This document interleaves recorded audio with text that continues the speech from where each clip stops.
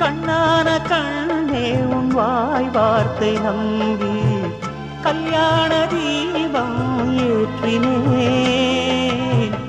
என் தீபமும் கோயில் சேராது என்று தண்ணீரை நானே ஊற்றினேன். உன்னோடு வாழ இல்லையொரு யோகம், நான் செய்த பாவம் யாரை சொல்வது? காதல் ரோஜாவே நலமாய் நீ வாழ்க, நீ சூடும் பூமாலை வான் போல் வாழ்கவே.